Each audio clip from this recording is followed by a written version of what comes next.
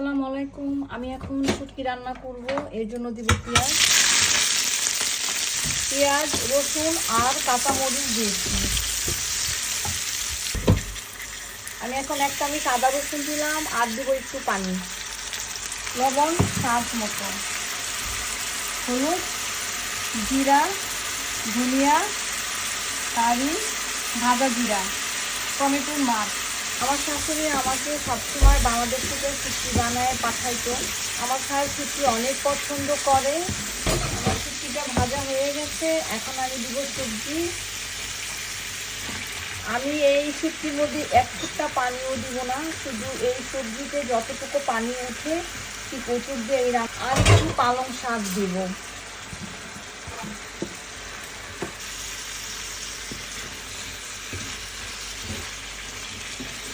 আমার সবজিগুলোর মধ্যে সব মশলা সুন্দর করে লাগানো হয়ে গেছে, আমি ঢেকে দিব। আমার এই শুটকি তরকারিটা হইতে আমার 20 মিনিট সময় লাগবে। চুলার আঁচটা লো করে দিব। আমার শুটকিটা হয়ে গেছে আর সামান্য একটু ভাজা ভাজা হবে। আমি এখন হিটটা একটু হাই করে দিব।